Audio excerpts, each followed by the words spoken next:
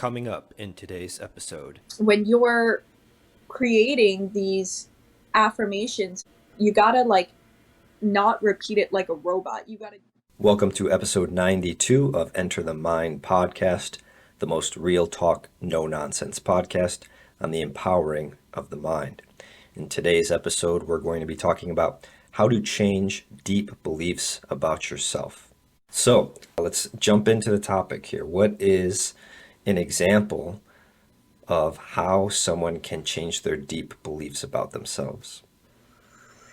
So I love this method that I came up with when I was dissecting myself and trying to put myself back together so I, wasn't manipulated by anybody anymore or, taking turns down the wrong path that were just kind of there for me to take, and I just kind of took them.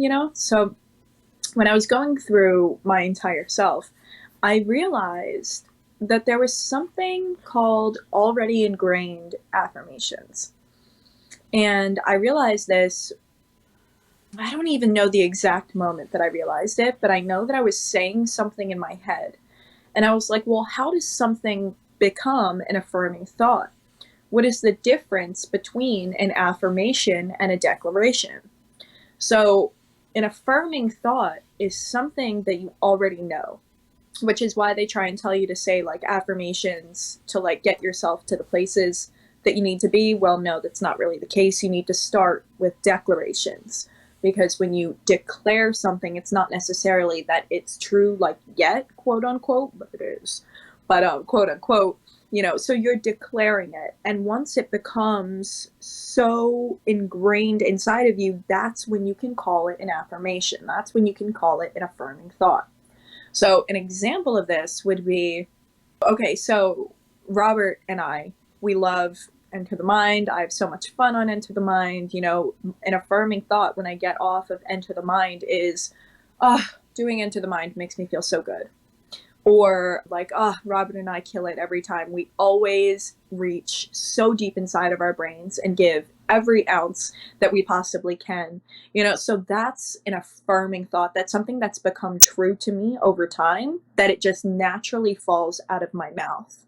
So with that being said, what are you thinking about? So is it a way to package events after they happen, a way to put a frame on them?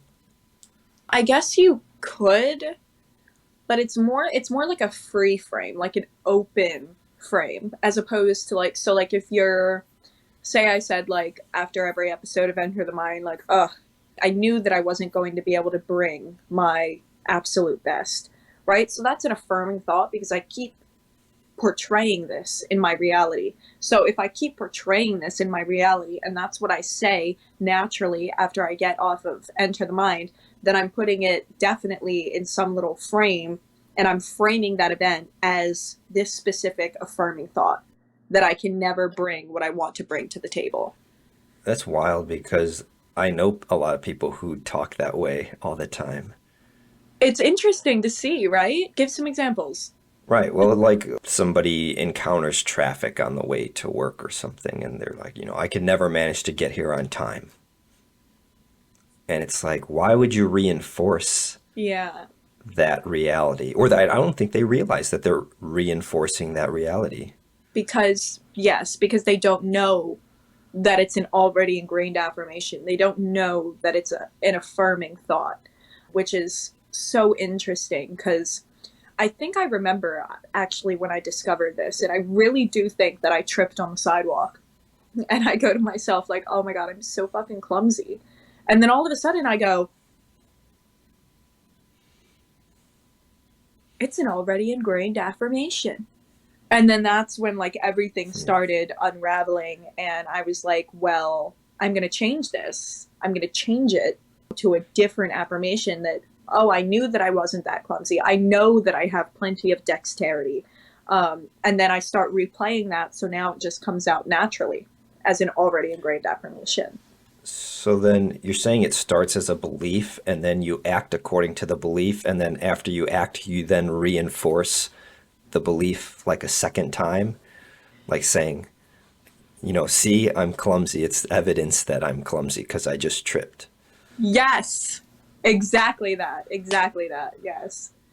That's killer. That's like, there you go. That's an Oreo sandwich right there. It's the belief, your action or behavior, and then another belief stacked To just, sandwich. yep, sandwich that in.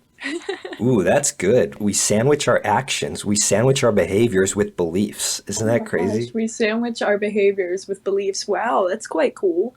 It kind of reminds me of in psychology, we learn this concept called confirmation bias. Like, for instance, if you've got this like racist belief or something that Asian people are bad at driving, right? And then you're on the road, you see a bad driver, and you pull up to the car, and guess what? They're Asian. And so you reinforce this belief. It's called confirmation bias. When psychology professors teach this, they kind of try to show how it's a bias, and it's almost always spun in a negative way, I think. But my question would be, well, can we spin this in a positive way? Is there a way to use confirmation bias to our benefit rather than just be like, yeah, humans are so, our minds are so biased and blah, blah, blah. How about we empower ourselves with these concepts rather than talk down the human being? Power to the people. I absolutely, yeah, I definitely love that. And the answer is yes, obviously, because of the law of polarity. Whatever you can do in one direction, you can do equal and opposite in the other direction, which is why I love the law of polarity so much. It's such a cool law of nature. I said when I was younger, like, oh, I knew that I wouldn't be able to make myself look good in front of these people. Like, I knew that I would just fuck it up, as I always do. And then I'm going to go sulk in my room and fucking feel bad about it.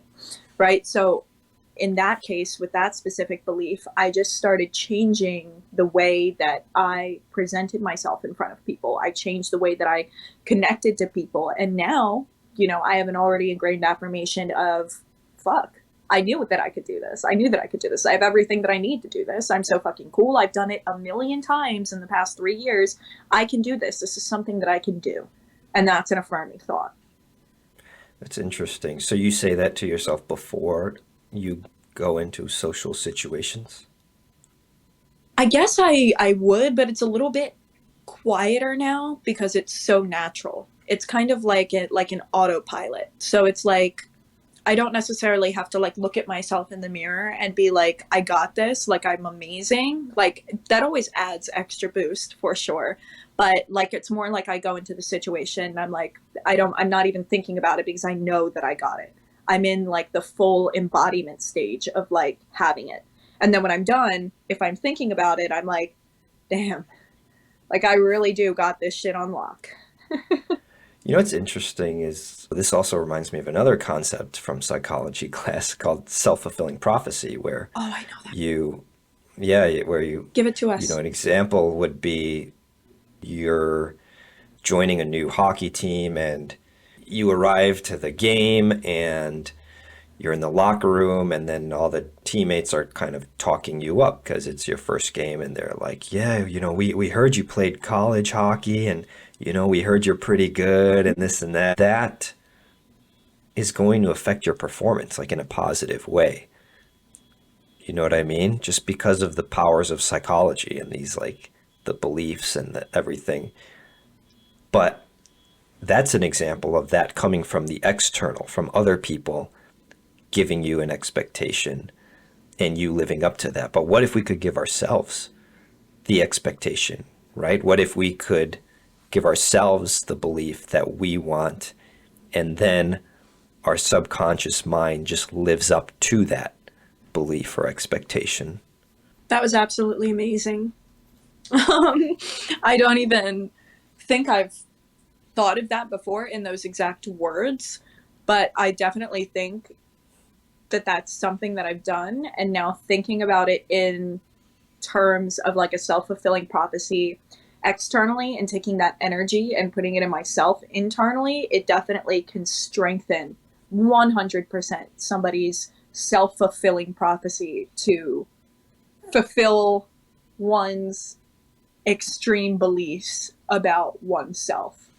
So like a lot of kids probably said that I was going to be like oh, Kyra's probably going to be addicted to drugs. She's probably gonna just party her whole life or something like that, right? So that became a self-fulfilling prophecy for a little bit. Like I definitely went and did some drugs. I definitely followed what they believed so extremely about me.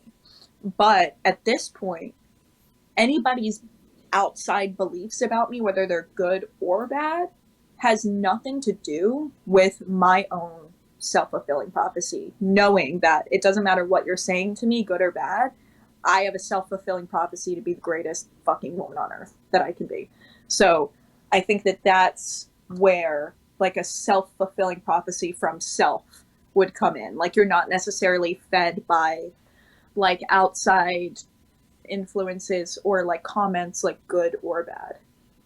It's definitely a dynamic and active process, sort of, as cause we have these beliefs, we go out into the world, we behave, we act, and the world gives us some sort of feedback.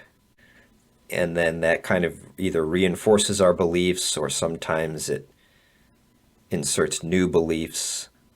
But it's this weird ongoing process that's kind of invisible. I mean, it is invisible. I mean, how else can you can't see the psychology of these things like as if it's matter, but it's going on constantly like gravity, like how gravity's always going on, but you just don't see it. You just see the effects of it, right? Mm-hmm. Do any other examples come to mind of how you personally like switch up your affirmations or actively use an affirmation to take you down a certain path psychologically? I feel like already ingrained affirmations are they're just something that you have to like continuously work at, like the feedback from the universe. Like when I first started my business, I had, oh my God, the things that I've learned since I started my business, it's fucking insane. I had no idea what I was doing. But when I started working with Arbonne and I was doing like network marketing and I was like reaching out to people, oh my God, it was so horrible. I couldn't stand it. But every time I messaged somebody, I had like this affirming thought. I just feel so stupid. Like I'm reaching out to them, like they're gonna be like, "Who the fuck is this?" Like, it was just there were affirming thoughts that like this is just stupid. So obviously that is gonna be sent back to them. Really quick, so when you say affirming, you don't mean necessarily positive or helping to yourself. Like an affirming thought could be like a negative one, but you're still affirming that reality. Yes, Got 100%. it. That's why we need to figure out your already ingrained affirmations right now and work to change them. And in the, messaging people, I think that messaging people didn't clear up for me until maybe like 7 months to a year ago. And I guess what changed over time was just more information. I started learning more information that led me to believe that no, this isn't weird. No, this isn't something, annoying.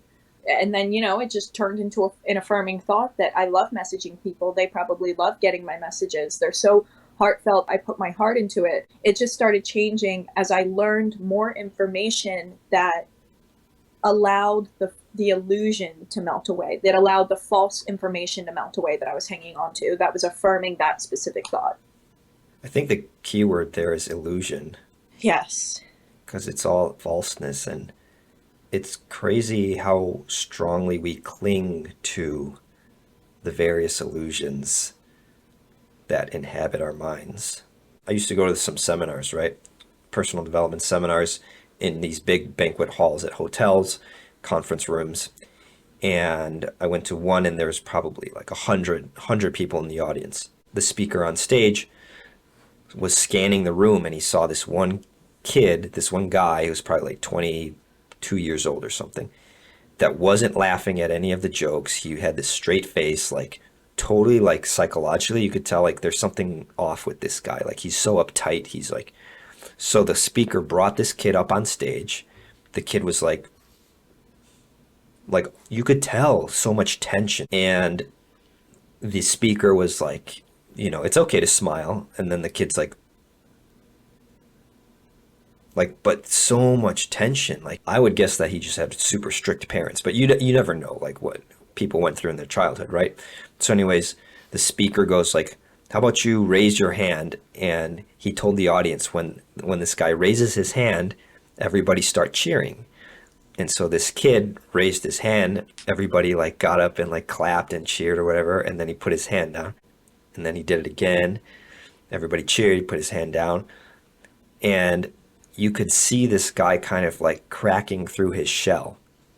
And after a couple rounds of doing this with the audience just like responding to him every time he like raised his hand, he finally cracked through this thing and was smiling ear to ear. You saw everything just evaporate off of him. All that pressure, all that tension that he held, that he carried himself, you saw that disappear. He started running up and down the aisles, giving high fives to everybody. It was an immediate transformation at this Wow. seminar. And I was like, dang. I mean, well, that's the power of social reinforcement. He cannot go do that by himself in a room and just meditate himself into like this new identity persona. But if he's in a room with 100 people and all of them are cheering for him every time he does a certain thing, every time he raises his hand, that is like a psychology hack, because that gets right into the human mind. If you want to really change a mind, you give a person a new view of how others view them. You see what I mean? Like installing this new, like, okay, this is how others view me. Like others respect me. Others, they cheer for me. They look up to me. I am their king or whatever, right? Like you insert that into somebody's mind, their behavior will shift instantly because the human mind is a social mind. We're a social species. That's an example of like just shattering. It was so bizarre to watch this happen. I just felt like somebody took a hammer to a glass window and just smashed it, and this guy was just psychologically like freed. I don't know if it was sustained, but in that moment for sure he was free. Like, what do you think? What do you make of that example? What you said about like this is how other people view me. I'm really big on teaching that about changing your experience. It's like it takes two to make a thing go right. Boop boop. So it's like I alone may be a fucking queen. I may be a fucking goddess, but if everything that I've shown to everyone in the world is less than that, then I don't really have any leverage. Nobody really thinks that I'm a queen or a goddess because I haven't shown them that I'm a queen or a goddess, right?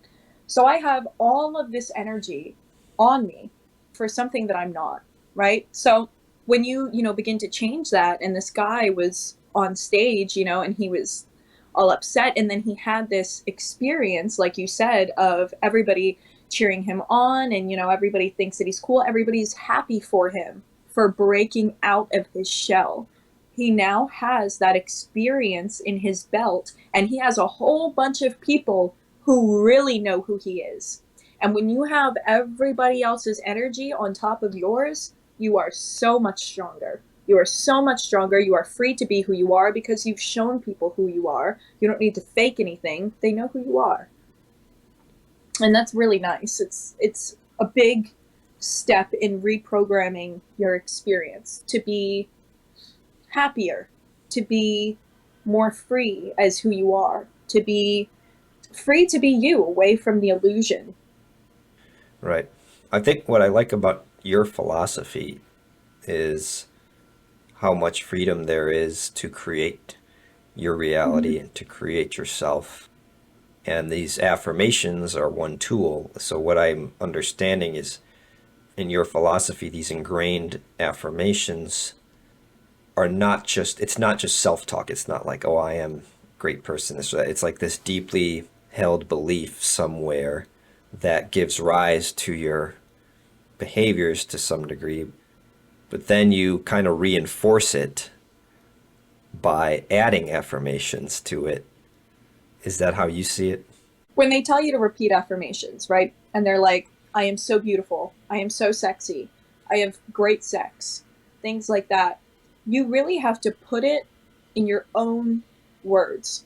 When I used to trip on the sidewalk, I wasn't saying, I am so clumsy. No, I was saying, like, oh, I'm so fucking clumsy.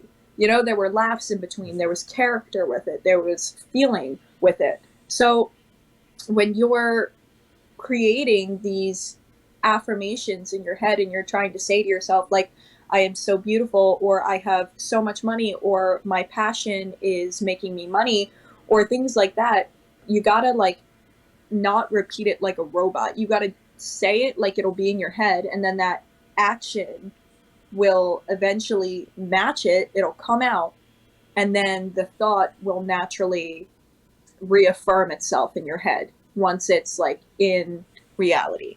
What would be the golden question in your eyes for someone who wants to start to become more aware of these ingrained affirmations and take hold of them? I guess to just go through your day today, go through your day, and just take a little bit extra notice to your already ingrained affirmations. Say you make a bowl of pasta and you wind up putting too much salt, and you say to yourself, I always put too much salt. That's an already ingrained affirmation. So just take notice of your day and just see what you're affirming to yourself throughout the day and write it down. And at the end of the day, decide which ones you like and decide which ones you don't, and then move forward to change them. That is the power question/action step of the day. That is very cool. I'm excited to put this to work and in my own life, and to really become aware of this invisible cycle and the cause and effect patterns of how this stuff works, of reinforcing our beliefs, adopting a new one, and how we can use all of these psychological phenomena, tendencies, whatever, biases, how we can use those to our advantage in installing new beliefs and new affirmations. And to me, that's the exciting part. It's definitely exciting. I feel like when you learn a new piece of knowledge, it just makes life so much easier than you ever thought it was. That's why learning gives people so much confidence, because they have so much confidence that they can handle themselves in life. Yeah, learning is just, it's great ease. It adds great ease to life. Mm-hmm. Yeah, totally. Do you have anything coming up that you're excited about that you want to tell our viewers? This Saturday, I'm teaching a workshop called Get Out of Your Head. However, this episode will be posted 3 weeks from now, so it will have already happened. So if you missed Get Out of Your Head, then make sure you join my next workshop. And I do these at the beginning of every month, the first weekend of every month. So the next one would be July, 4th of July weekend, but it'll be July 2nd. So get your personal development in before you go party for 4th of July. That's what I got to say. Check That's out what I'm saying. Existence. Yeah, Existence First Instagram. We'll have all the information for you. And all these events that I do, they're virtual. So you can join from anywhere in the world. You don't have to be in California like me. It could be anywhere. You just go to meetup.com/existencefirst and you will see the events that I host. How about you? Anything going on? Right now, I have my manifestation webinar out. It is $100 at the moment. I'm teaching you the same tool that I used to get signed as a model in 2 weeks and to manifest my boyfriend in like 30 minutes. So it's definitely a great and massive impact tool. You can find me on Instagram at Soul Design Future. And there's just a lot coming up new in 2022 with Soul Design Future. So I would love it if you would be there, and I know that you want to be there. So get your butt there. As always, thank you all for watching. Let us know what you think by typing into the comments what you got from today's episode and whether you have any tricks and strategies of your own for changing your deeply held beliefs. So with that said, we'll see everybody in next week's episode. Did you find at least one gold nugget in today's episode? Then please like and subscribe and share it with a friend. And finally, if you're looking for a community of like-minded people, join our free Facebook group at facebook.com/groups/enterthemind.